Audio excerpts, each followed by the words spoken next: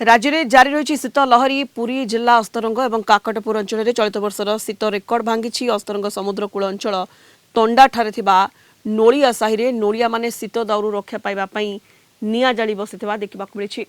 समुद्र पानी माछ को छाणी आणुवा मनीष मैंने शीतरे किभली जीवन अतिबाहित करुछंती से संपर्क में अस्तरंग नोलिया बस्ती अधिक सूचना देइछंती आम काकटपुर रिपोर्टर लोकनाथ स्वाई। सारा राज्य रे चली शीतर 3rd डिग्री मध्य ओडिशा उत्तर ओडिशा पश्चिम ओडिशा सहित उपकूल ओडिशा रे मध्य शीतर प्रादुर्भाव देखा मिली।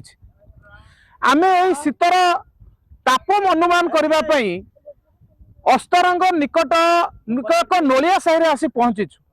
आपण मानको सीधा सड़क चित्र एठी देखाइबाकू चाहिबी किभली भाबरे नोलिया भाई माने समुद्र मध्यरु माछ धरी फेरिबा परे शीत को बर्दास्त करुछंती एवं शीतर प्रकोपरु रक्षा पाइबा पई सेमाने किभली भाबरे नियार आश्रय नैछंती। संध्या वर्तमान घनेइबा आरंभ होईची।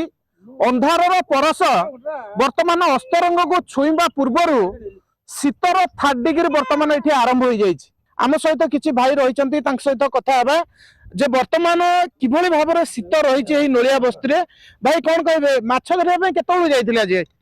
आज आज्ञा 6टा 7टा रे जाइथिले। सकाळ 6टा 7टा आज्ञा सब वाला हम 4टा रे 3टा रे जीव कथा ए शीता को डरी किरे 7टा 8टा भीतर जाउछि। शीत केमिति होउछि वर्तमान केते जोर एठी शीत होउछि? जोर शीत होउछि आज्ञा 8 टू डबल होउछि समुद्र भीतर। समुद्र भीतर पुने गुटे 2 घंटा फिशिंग करूछि पुन पेरे होउछि।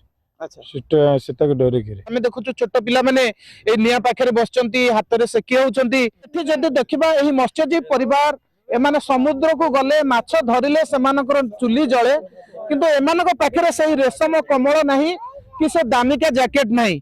वर्तमान सही शीतरु उपशम पाइबा पई तांकर एकमात्र सहारा पालटिची एही निया।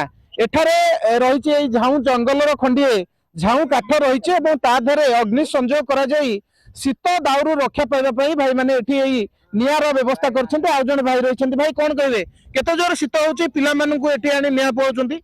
प्रबल शीत होउछि पिला माने शीत को बेसी शीत होउछि बोली निया पकै करी निया रे सेका जाई करी पिला माने रहउछि। हां हम 5टा रे 6टा रे उठ करी बहन जाउछि बहन जाई करी पुनी 10टा 12टा वाला को शीत को डर करी आसी जाउछि कोल को। एठारे आपण देखुथिबे कोउ भली भाबरे चाळ छपर झुपुडी घर भितरे माने जीवन अतिबाहित करथुवा बेले जेतळे समुद्र मध्य को माछ धरिया पई जाउछंती सेही समय रे माछर संख्या मध्य कमी कमी जाउछि। शीतर प्रभाव रे माछ ऊपर मध्य तार प्रभाव पडुछि। तेनु निश्चित भाव रे एही शीतर रक्षा पाइबा पई एही नोलिया संप्रदायर मत्स्यजीवी माने वर्तमान संध्या समय रे निया को निजर गरम पाइबा पई निया जालुछंती एवं शीतर रक्षा पाइबा पई निया धुनिया जाली ताकू सेखी होउछंती।